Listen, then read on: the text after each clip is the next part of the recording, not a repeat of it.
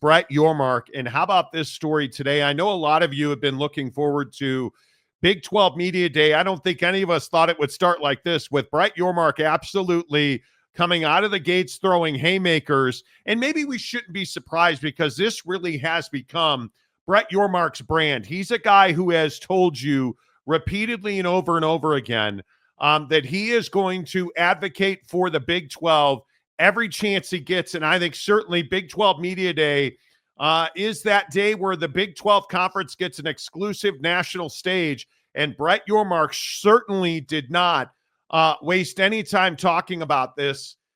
I think his desire to go head-to-head with Greg Sankey has never been more clear. And a lot of you called me an idiot when I said, hey, Brett Yormark is going to continue to take big shots at the SEC and the Big Ten over this college football playoff thing.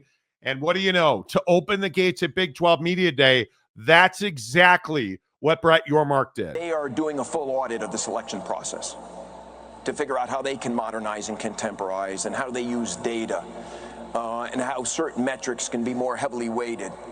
Most importantly, they have a great leader, Mack Rhoades of Baylor. And I have a lot of faith in Mack Rhoades and the work he's doing with the selection committee. So I have a lot of faith in what they're doing. And 511 is fair. We want to earn it on the field. Yeah, 511 is fair, he says. You're going to hear more about that in a second. But he's talking about how, hey, there's a big audit of the selection process. It's led by a Big 12 official and Mack Rhoades, and he's going right after Greg Sankey. And I say amen, because as much as I believe that Greg Sankey is the single most important and influential figure in the college football playoff, that should not go without oversight. Everybody needs oversight. And you listen to this conversation that then exploded across college football today when Brett Yormark said this about the 511 format. 511 is fair. We want to earn it on the field. It might not be the best solution today for the Big 12, given your comments about AQs. But long term, knowing the progress we're making, the investments we're making, it's the right format for us. And I'm doubling down today on 511. And I know Jim Phillips will, and I'm sure some of the other conference commissioners will as well. Well, I'm sure they will, and this clearly is in response to what Greg Sankey said at the SEC spring meetings. I don't know how you look at it any other way, that Greg Sankey is that guy who, when he talks, everybody listens, and I don't think there's any doubt. You hear what Brett Yormark is saying today. We hearken back to this idea that, hey, listen, I'm Greg Sankey. I want ideas. People need to stop lobbing insults, and they need to come up with tangible plans of action. I don't need lectures from others about good of the game. I don't lecture others about good of the game. And coordinating press releases about good of the game. Again, okay, you can issue your press statement, but I'm actually looking for ideas to move us forward. Oh, I love it. See, this is exactly why you hired Brett Yormark. When he comes out and he says, I am all in favor of 511, I do not necessarily believe it's the right thing today. I think that's exactly right. Here in 2025, 511 is not great for the Big 12 because, frankly, not everybody in this conference is pulling their weight, and not everybody in this conference is doing everything they can do to win games and schedule big games out of conference. But, Jake, I don't think there's any doubt.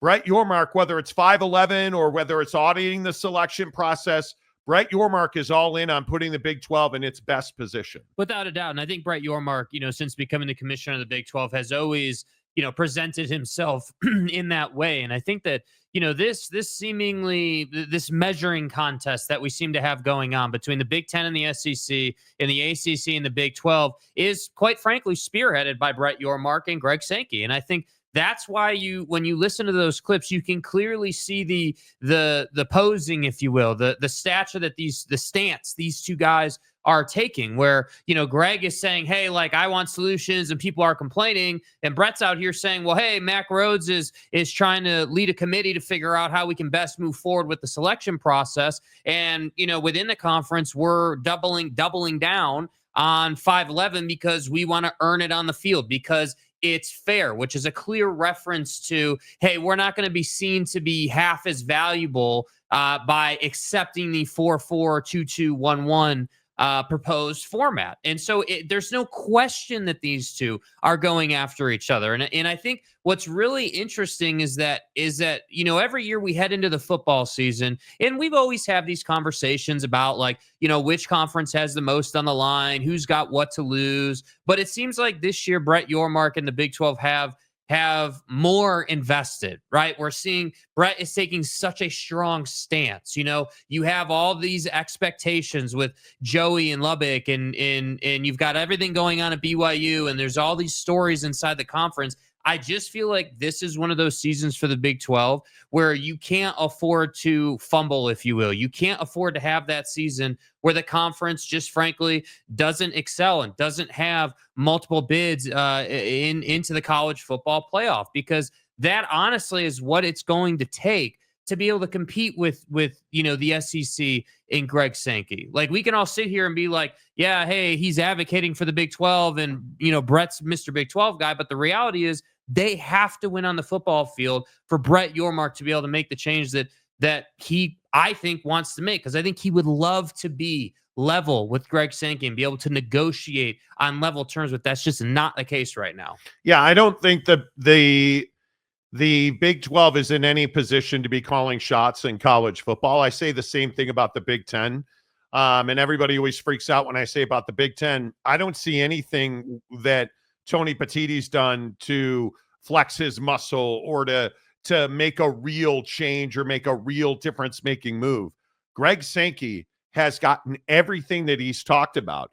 And so I look at this tweet from Ross Dellinger in a little side press conference, if you will, Brett Yormark talking about how the memorandum of understanding signed by the college football leadership last year does not necessarily grant sole and exclusive power to the Big Ten and the SEC in future formats. And so when I've told you on the show, hey, major college personnel and athletic departments from multiple universities have told me there is a major schism between the Big Ten and the SEC. I am telling you, Greg Sankey doesn't need the approval or the pat on the back from Tony Petitti. And I look at the struggles of the Big Ten. The Big Ten is a two-team league that now is a one-team league until somebody else shows up and shows that they can compete with Ohio State. And with the news that, hey, we're looking at a Michigan penalty coming here in very short order, I was told over the weekend that the Committee on Infractions has made their decision. The document is typed up. They are simply waiting for a window in time where they can release that without it being a major distraction to things like Big 12 Media Day. You really see how the influence of the Big Ten can shrink very quickly. And yet, what do we hear about the SEC? That influence continues to grow. And why is that? Because they continue to win games on the field. And you look at the way that things like this are being said and now blatantly being thrown out there. I think we are a long way. I think a long way from any kind of consensus about what 2026 and the postseason in 2026 are going to look like. I don't think there is any question that there is as much divide right now as there has ever been in college football. And I think that Greg Sankey, when he talks about strength of schedule, and I will continue to take shots at people like Baylor, TCU, Oklahoma State, Utah. You've got to win games. It's no longer acceptable in this day and time with the way that money is doled out in the college football playoff. It is no longer acceptable for the Big 12 to be a one-team college football playoff league. Don't even show up. Why are you competing? If you are Oklahoma State, why are you competing? We've got Matt Campbell at Iowa State talking about how all of his starters took pay cuts to come back, saying it as though it's some badge of honor. It's not a badge of honor. When we have multiple teams in the Big 12 talking about how coaches are taking pay cuts, players are taking pay cuts, it tells us you're a poverty league. You don't have the money. What did Matt Campbell really say when he said, oh, well, my players took a big pay cut? It tells us you don't have the money to compete with the big boys. But isn't that what we know that the Big 12 is already? This is a league, and I'll continue to say this, where arguably your most important brand at one point a year ago was Oak State, who gave their head coach a pay cut and said it was because they couldn't afford to compete in NIL. How is that possible that now a year later you have Matt Campbell at Iowa State talking about how, oh, my starters took a pay cut to come back, trying to like tout his culture being amazing. Your culture's not amazing. Your NIL is fucked. That's what the big storyline there is. It's not that your culture in Ames is amazing. You don't have the money you need to compete. That's what that says. So when we talk about, oh, Brett Yormark wants to compete, he wants to win, he's doing it with two hands tied behind his back because his football coaches and his athletic directors won't do the job financially in NIL to compete and win and put multiple teams in the college football playoff.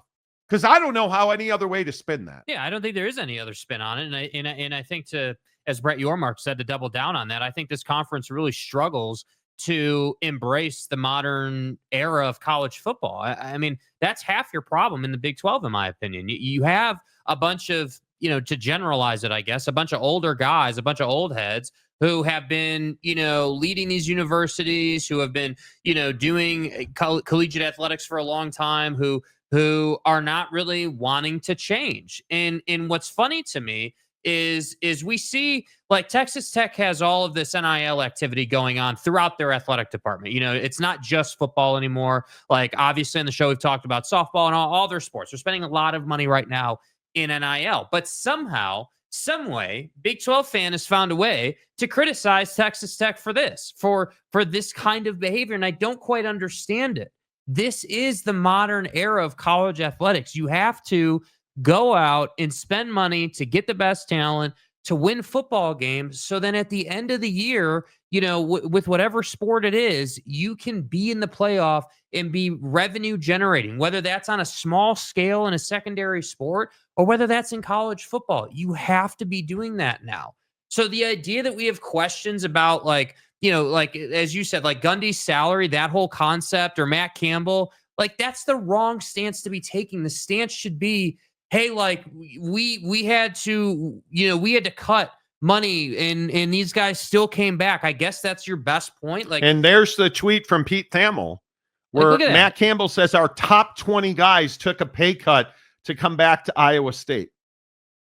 Why is that a good thing? Why is this something that if you are Matt Campbell, why are you saying this out loud? He's saying it out loud because he was fishing for a way to say, our culture's amazing. Guys want to be in Ames. Guys don't want to be in Ames. What my guess is if it's your top 20 guys, and take Rocco Becht out of it. I mean, I think quarterbacks, any starting P4 quarterback is going to get money thrown their way. Your top 20 guys had better not be taking pay cuts. Period. I don't care what your culture is. I don't care how special your program is. Your top 20 guys better not be taking pay cuts. And if they are, you better not be talking about it.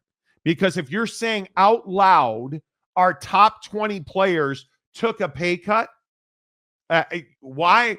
How much damage do you think you just did to your recruiting?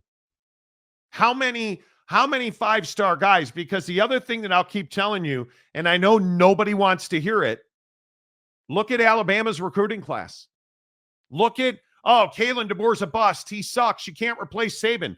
The guy's got the most 5-star recruits committed over any other program in the country for 2026.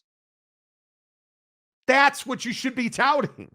Tell me how many 5-star guys you have. Meanwhile, we've got Brett Yormark out here shedding blood, going to battle with Greg Sankey, and you want to tell me your top 20 guys took a pay cut. It's unforgivable, inexcusable, terrible timing. You want to say that at fall camp, I can almost deal with it at fall camp. I don't want to hear it at Big 12 Media Day when you've got a national exclusive on the college football headline. Well, and isn't this 2 years in a row that we're talking about Media Day with this conference, right? I mean, it's seemingly every year that there's somebody in an athletic department who says something or does something they should not do.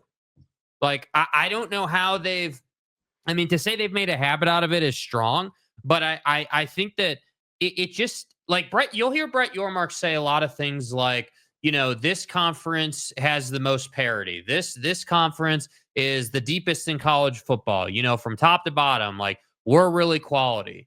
But you can't have it both ways. And that's where I kind of feel bad because I can appreciate, and I've said many times, Brett Yormark is a phenomenal speaker. The guy can speak for days and is great at delivering a message and doing deals.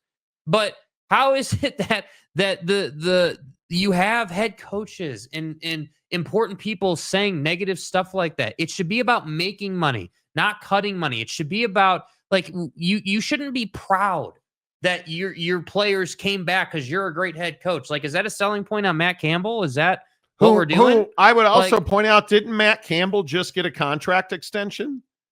Like, I mean, you look at the juxtaposition on this, and I am just amazed that here we are talking about your players taking a pay cut, and you're making $4 million a year. He did in December. He signed an 8-year extension, and you're talking about your top 20 guys taking a pay cut. I'm amazed by it. Every year, this conference finds a way to put out the wrong message in the media, whether it was a couple of years ago with Ollie Gordon and Mike Gundy. Now it's we don't have the money to pay NIL, so our top 20 guys took a pay cut. And then Brett Yormark gets on stage and talks about how that memo of understanding isn't necessarily, a blank check for the Big Ten and the SEC. And I want somebody, I want a football coach or an athletic director to stand up there in the next day and say, this is the guy that we are led by, and we are behind him 100%. And we're doing everything we can do. Where is Baylor saying that Dave Aranda's the right guy because Dave Aranda's doing everything he can do to win football games? Well, they're never going to say that because he's not, right? He's not. And I want somebody to do whatever it takes to win a football game at a major university of consequence in Texas. And Joey McGuire, it's great you're out here talking about Mike Leach. Shut up and win games, right? Like, that's when I say I want somebody to stand up in the state of Texas, in Waco, in Lubbock, in Fort Worth, and win me big football games. That's what this league needs, man. I'm tired of every year. This really bothered me today, if you can't figure it out. It really bothered me that Matt Campbell would go on the record and say my top 20 guys took a pay cut. I am absolutely stunned that you would say that. Who does that help? Like, what does that do for you? Months after Mike Gundy took a pay cut and they said publicly, we can't compete. This is in a league where somebody like Utah has struggled probably more than anybody just to set up an NIL function and an NIL pipeline. This is in the same league where Texas Tech paid $1 million to a softball pitcher. And this is in the same league where Texas Tech just bought a tackle from Texas for $5 million the other day. I'm sitting at Wrigley Field on Friday watching the Cubs game, and I've got 2 UT fans sitting behind me from St. Louis, all pissed off. They don't even know who Joey McGuire is. Don't even know who he is. And they're like, why would you go to Lubbock? And I'm telling these guys, do you understand how much money they're spending? Yeah, but it's Lubbock. And it's like, it doesn't matter. It can be Ames, it can be Waco, it can be Lubbock or Salt Lake City or Provo. You put $5 million in front of a high school right tackle, he's going to go there. He's going to go there. But you know where I know he's not going? He's not going to Stillwater. And why is that? Because they're cutting people's salary because they can't afford NIL. He's not going to Ames because he'd have to take a pay cut along with the other 19 guys in the top 20. That's what you can't keep doing. You can't keep doing that. And expect to compete with the SEC. And then you start talking about this idea, oh, well, the SEC needs to play 9 games. Okay, cool. Play 9 games.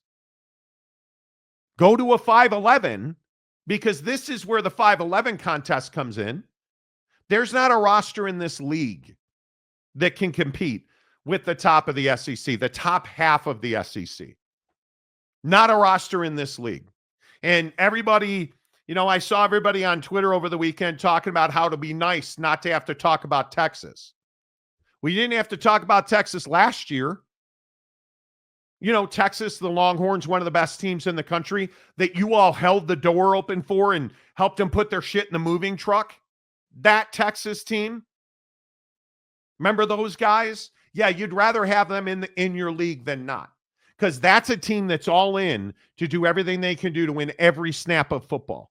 And I don't know, honestly, and if you're in the chat and you're a Big 12 fan, I would ask you, what team in the Big 12 can you honestly say is doing everything they can do right now to win every rep of football, whether it's spring practice, off-season workouts, fall camp?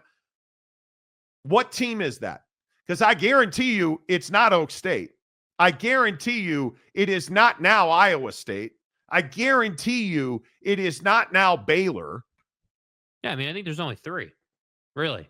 I don't know who it is. Yeah, I think it's Tech. I think Tech's doing everything they can do because they've got the financial investment now. Because that's how it works, right? Like once people start spending money on your football program and in NIL, then everyone starts to take it seriously and they do everything that they can do. So, to me, I feel like it's Tech, I feel like it's BYU, and I feel like it's Utah. Those 3, to me, when you look at their situations and the way they're behaving and going about it, to me, sends clear signals that they're doing everything that they can do. I think obviously the BYU situation is a little bit different, losing your starting quarterback. Yeah. Utah, obviously, tear it down, build it back up in one season kind of deal. So I think they're doing everything they can do. And yes, I trust Kyle Whittingham, to the end of the world. I think the guy's earned that. I think he had one bad year, and everyone wants to crucify the guy. And I'm sitting here saying the guy's been doing it for how long and has done all the right things this offseason. So I wouldn't be surprised if they bounce back. And like I said, I think for Tech,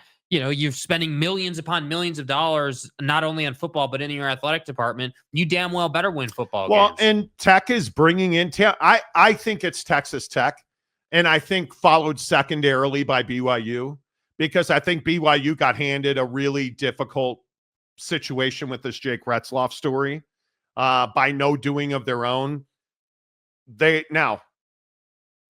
We're going to see how deep they are at quarterback. They do not have a quarterback who's got any measurable experience of any kind. And I love that, Kalani today is being asked about who throws the prettiest football. I don't care who throws the prettiest football. Throw me lame ducks as long as it reaches the receiver and he scores a touchdown. Like, that's the level of competition BYU's got a quarterback. And I think BYU and Texas Tech, I really like what Kyle Whittingham's done. I like what he's done this offseason. Having talked to a lot of people up at the U this year about the changes that they've made in athletics, and I think knowing that not a lot of jobs are safe up there if they don't win games in every sport, I think you look at what they're doing in football, I think they're doing everything they can do to win every game they play this year. Outside of that, I don't know. It's certainly not Oklahoma State. It's certainly not Iowa State. I cannot tell you how furious I am about Matt Campbell saying that. It is truly infuriating to me that Matt Campbell would tell, in this case, it would be Pete Thamel. There's the tweet again, not to keep showing you the same thing. This is infuriating to me. You have the national spotlight all to yourself. And your quote is our top 20 guys took a pay cut to come back to Iowa State? As though that's like some badge of honor? Get in the comments section. Am I crazy about this? Like, I feel like I am just losing my mind over this. I am so disappointed in Matt Campbell. Yeah, I think what's very clear, when we compare the Big 12 and the SEC, you would never hear an SEC head coach say this. I don't think, unless I've just missed it. I can't I haven't heard an SEC official or head coach talk about how, they had to cut salary. Now, have they talked about investment? Have they talked about, it takes more money right now? Have you heard that kind of comment? Yes. But I haven't heard, Big Ten SEC guy, be like, oh yeah, we had to cut a bunch of money in order for our kids to come back. And, they only came back because of our coaching staff continuity and because I'm a great head coach. It's shocking, man. Yeah. It's a crazy, almost, I feel crazy saying it, but it's basically a departure from the messaging of the rest of the conference. If you listen to Brett Yormark, you listen to what Joey's out here talking about how he wants to play LSU in the Big Ten more. Joey's talking about how he wants those big games. He may not have won many games here recently, but the guy's at least saying and doing the right things. Yeah. So I give the guy credit. I agree he hasn't won enough games, but this year is that year. This is every athlete and every football program has that year where it's okay, this is the year where if you're going to be that guy, it's got to happen. And that's this year for Joey. Can you imagine On3 putting out a tweet like this about Iowa State, Oklahoma State? The Crimson Tide have 5-star commits. The most 5-star committed in 2026. That it's redonkulous. And people are like, oh, it's Alabama. What do you expect? Well, you can't have that and say that, well, he's terrible. What a bust. There's no way he can replace Nick Saban. Apparently there is a way. And this is it right here. And I guarantee you none of these guys are taking a pay cut. I guarantee you none of those dudes right there are taking a pay cut. Mm-hmm. And what Kalen DeBoer's done in Alabama, and I agree with you, Joey, what Joey's done at Tech, nothing short of miraculous. What Kyle Whittingham did with Beck and bringing Dampier in, nothing short of miraculous. And remember what last year was, right? Last year was a bad year for Alabama, right? Last year was, hey, we didn't make the CFP. It was a bad year. And what do we have here, right? More preseason tweets about most 5-star recruits and the program's cooking and, everything's heading the right direction. Do you notice that? Do you see what we're trying to say here? Everything in the SEC, and I would say this is mostly unique to the SEC because in the Big Ten, I really only see it with Ohio State, and occasionally you'll see it with Oregon. It's very rare that you see it with Penn State. Obviously, Michigan's going through it, but before that, sometimes you'd see it with Michigan. So this is really in the Big Ten and Ohio State thing. But dude, in the SEC, you see this all the time. Texas, Bama, LSU, when they had the Joe Burrow squad, there's always a team that's pushing, a bunch of 5-star recruits and everything's amazing. And what do you not hear about? Well, you don't hear about, oh my God, man, we're a little short on money. So, we had to go and, talk to our donors. You don't hear about that. All you hear about is our roster's loaded. We're going to the college football playoff this year, whether you like it or not. And who else did you hear that from this holiday weekend? Yeah. How about the USC Trojans? Yeah. Another great example, right? They're out here doing bro. If Lincoln Riley doesn't win now, I don't even know what you say. But see, that's a really good example of this concept. Because remember the title of the show today, right? The Big 12 goes to war with the SEC. Yeah. The Big 12 struggles with the idea as a conference that it can't just be the top 3 schools. It can't just be, in this year's case, the projected top schools of Tech and, throw Utah in there if you want to. Whoever nobody you like. wants to. ASU, nobody wants to. ASU, okay, Kenny cool. Dillingham having a lighthearted, fun song thing or whatever that was today. Yeah. This conference has so much potential, and I just continue to sit here and say, I don't understand why Matt Campbell is talking about how his top 20 guys took a pay cut. And if anybody wants to explain it to me, please do, because I would love to understand it. And I just don't think it's hard. It's not hard to avoid saying, hey, our top 20 guys took a pay cut. What you could have said was, hey, yeah, we had a lot of returning players to our roster. We've got great continuity on our coaching staff. We expect big things out of our football program again this year. Obviously, we grinded down the stretch last year and it just didn't quite work out for us. But this year we fully expect We fully expect Rocco and the boys to replicate and do it again. But no, you decided to go out of your way with one of the top national writers, Pete Thamel and ESPN, to say that. And that's why I'm with you on this. It's a clear choice. Yeah. The guy thought to himself, hey, this is a good idea for me to say this, or maybe he didn't say it was a good idea. Maybe he was like, hey, I feel it's necessary to point this out at Media Day. Exactly. So if Matt Campbell and his guys at Iowa State can't get on the same page, like, that's a them problem. But this conference can't continue to suffer the Matt Campbell isms that seemingly it has for the last several seasons. Well, it's not suffering. It's not suffering in Lubbock because, as I told you, and again, I mean, you just took a tackle from, and I believe my eyes are not deceiving me when Hayes Fawcett says that Felix Ojo could have gone to Texas, Ohio State, Michigan, or Florida, and he chose Texas Tech. That's what this conference needs more of. And I think your point about, Texas Tech is just buying their roster. Okay. And your point is what? Because where do we hear that? And this is my big problem right now.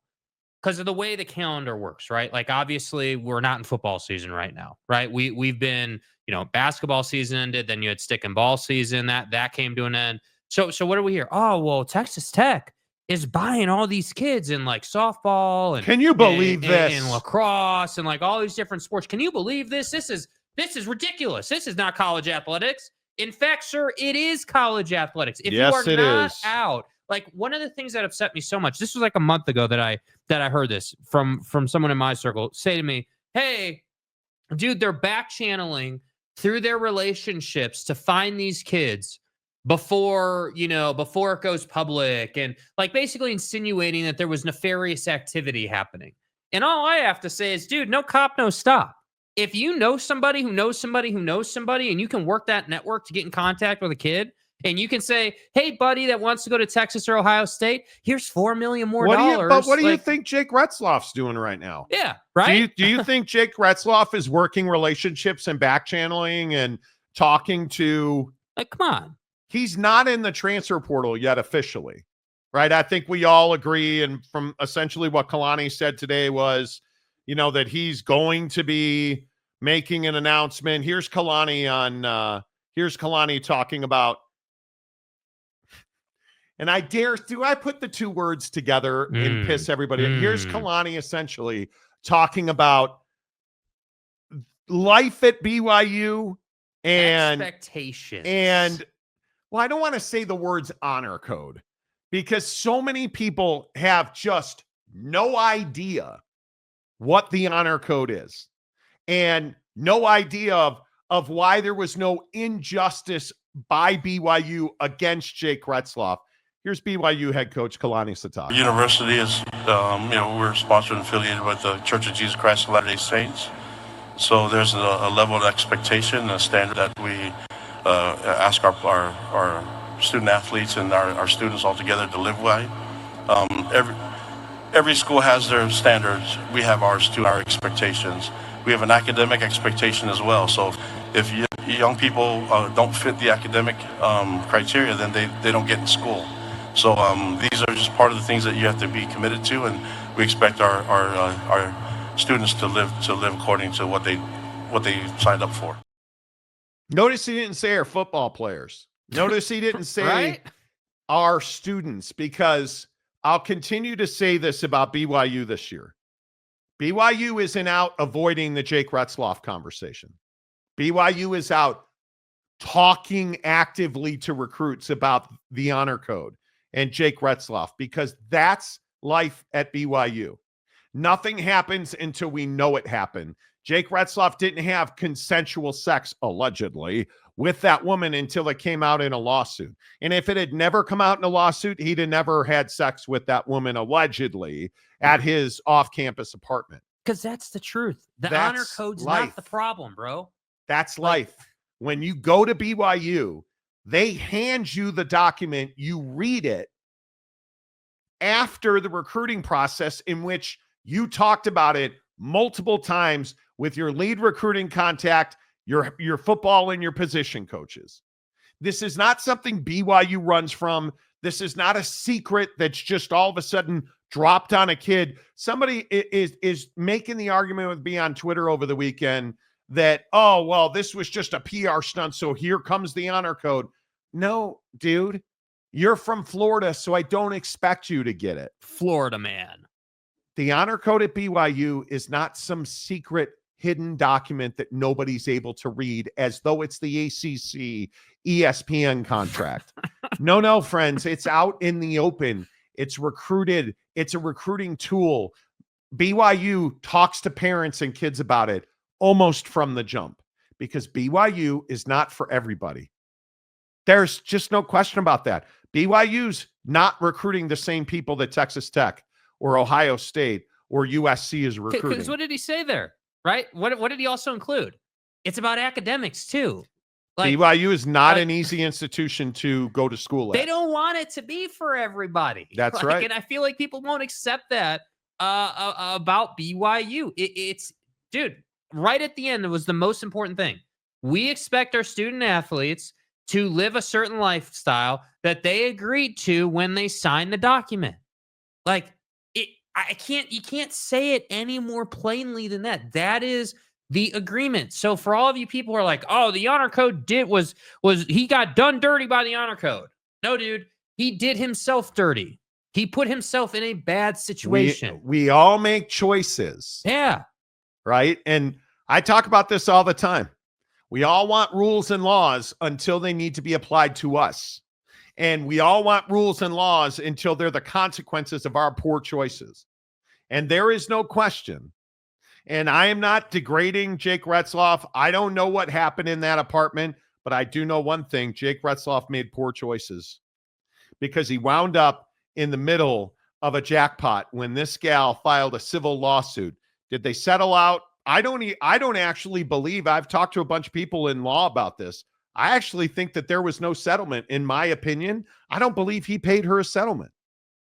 I think the text messages and the overwhelming amount of evidence that was unearthed through the police department, and I think it was very clear, in my opinion, it was very clear what had happened there.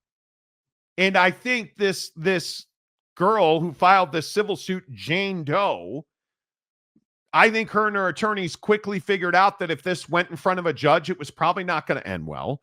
And Jake Retzlaff was not just going to roll over and die. And now Jake Retzlaff is going to wind up at another university, which we're going to talk about in a minute, playing football. And he's going to be far worse for wear.